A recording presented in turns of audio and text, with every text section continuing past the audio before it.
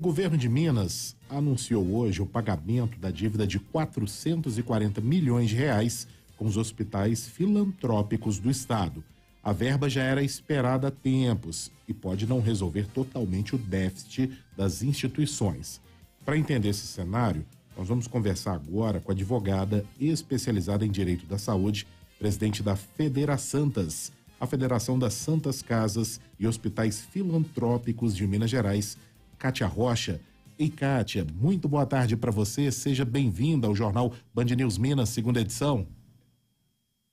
Boa tarde, Patrick, boa tarde a todos os ouvintes. Tomara que eu consiga esclarecer aí muitas coisas para vocês. Vamos lá, Kátia, para a gente iniciar a nossa conversa, como que a senhora avalia esse anúncio feito pelo governo, o pagamento desses valores? Na verdade, eu avalio positivamente, né? Não poderia ser diferente. E, na verdade, o Estado acaba por atender um pleito, né, da Federasantas, que resiste desde 2017. Nós, inclusive, ajuizamos uma ação civil pública, não apenas buscando aqueles valores, né, que ficaram como restos a pagar no orçamento público devidos aos nossos hospitais, mas em relação a toda a saúde pública em Minas Gerais, valores esses que ultrapassavam a cifra dos 7 bilhões de reais.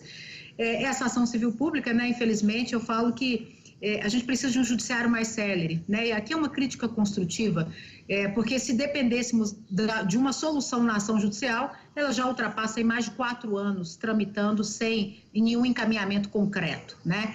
Então, o Estado, tendo uma postura realmente de não se acomodar, né, porque talvez seria mais fácil para o Estado dar sequência a um parcelamento que foi feito para pagar em 96 parcelas, sem juros, sem correção, nós tivemos uma postura inesperada de atendimento ao nosso pleito, né? Porque o Estado acabou por encontrar saídas financeiras para antecipar o atrasado, né? Ou seja, o que estava pactuado para ser pago não conosco, né, mas com outras instituições, né, aqui em Minas Gerais, para que fosse pago em 96 parcelas.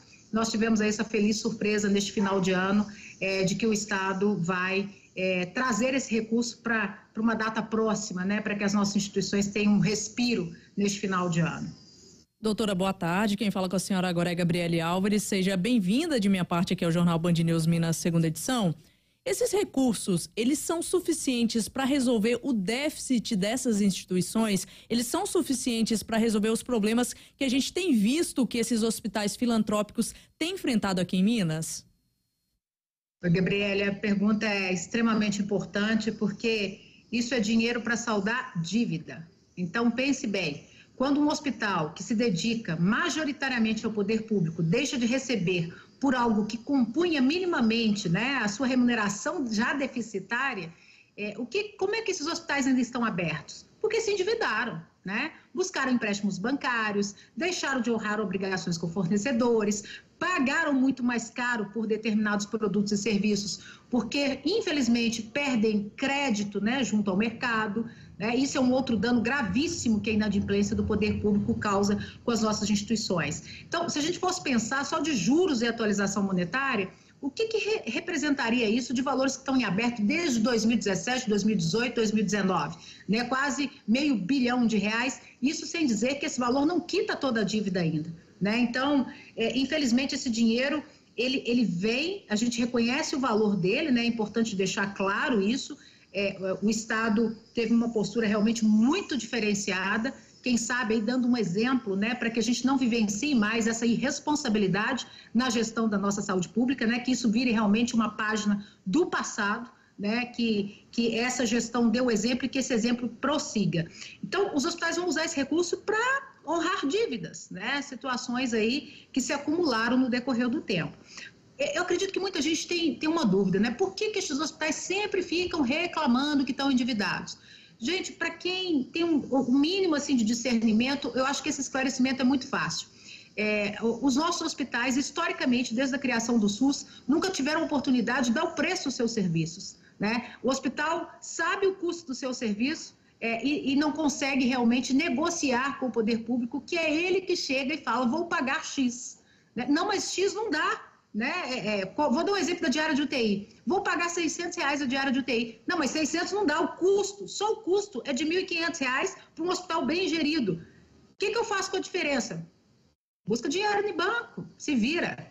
É assim que a nossa saúde pública, junto a essas instituições, tem sido tratada nos últimos mais de 30 anos. Nós temos que acabar com isso. Né? E a Federação, junto recentemente com o COSEMES de Minas Gerais, com o Ministério Público, deu esse exemplo em Montes Claros. Né? Nós apuramos o custo real do serviço, sentamos com a gestora municipal, dicas de passagem, outra gestora pública exemplar para o nosso país, em que nós apuramos o custo real, apuramos que faltava no caixa desses hospitais quase 90 milhões ano, e esse estudo gerou um complemento do município, gerou um complemento da União.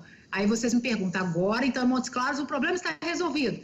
Não, não está ainda. Por quê? Durante todos esses anos, esses hospitais assumiram esse prejuízo. Imagina o que é um prejuízo só para uma das instituições de 5 milhões por mês de déficit de custo. Ou seja, o dinheiro não chegava para pagar o custo do serviço. Não vamos nem sonhar com preço ainda não. Vamos ficar no custo, que já está de bom tamanho. E avançamos em Montes Claros. Então, a gente quer levar esse exemplo para todo o Brasil, porque o nosso trabalhador desses hospitais, o nosso cidadão, merece dignidade. Né? Eu acho que a gente não pode confundir caridade com prestação de serviço público.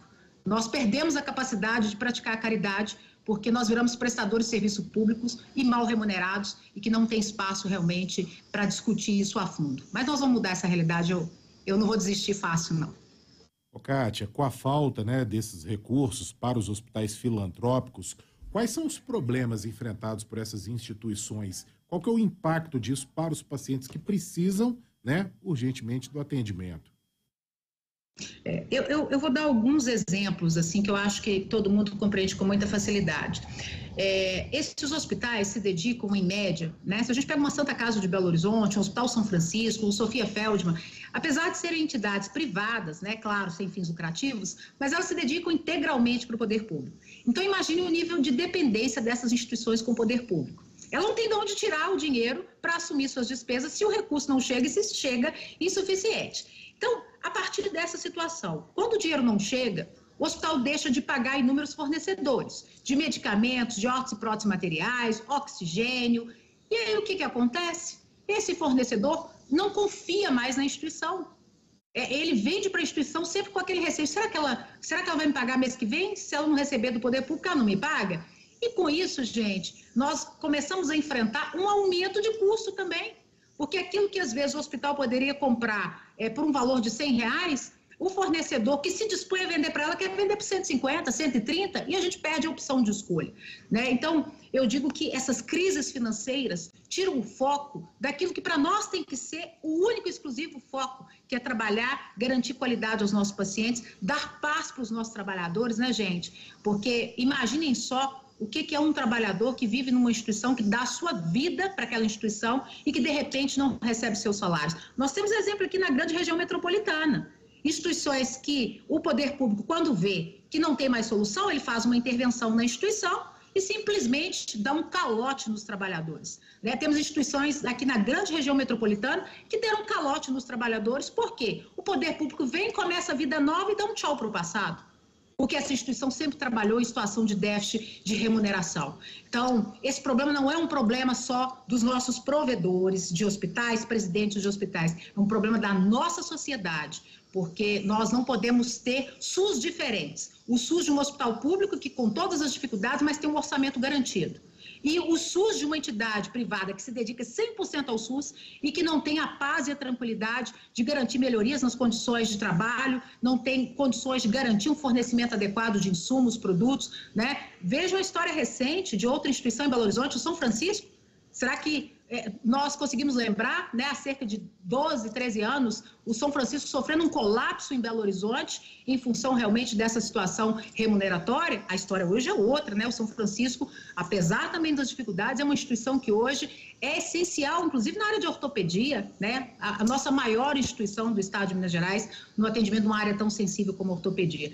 Então, o que nós estamos precisando é de trabalhar, sim, com mais profissionalismo nos nossos hospitais, na nossa gestão pública e profissionalismo no sentido de exigir. Uma instituição filantrópica pode não ter dono, mas ela tem que obedecer à ordem legal, à ordem jurídica, e nós temos que ter dinheiro suficiente, não sobrando, mas o dinheiro necessário para pagar nossas obrigações, para honrar com aquilo que é tão essencial na vida, né? Que é a nossa dignidade, é a nossa saúde, né? O que adianta viver sem saúde, né? Se deteriorando aí, sofrendo, sem conseguir fazer exame, sentindo dor. Então, é essa história que a gente quer mudar e a gente, numa lentidão ainda que me incomoda. Mas a gente está mudando. Olha aí o exemplo do estado de Minas Gerais, né? Que inclusive também está aportando mais recursos. Olha aí o exemplo do Ministério da Saúde recente, o município de Montes Claros. Então, a gente quer trazer essas boas práticas e vocês da imprensa nos ajudam muito nisso, porque a gente precisa deixar essas páginas num passado bem distante. Nós conversamos com a advogada especializada em direito da saúde, presidente da Federasantas, a Federação das Santas Casas e Hospitais Filantrópicos de Minas, Kátia Rocha. Doutora, obrigada, viu, por atender a Band News FM. Eu que agradeço por essa oportunidade ímpar de exercer cidadania junto com vocês. Prazer foi nosso, doutor.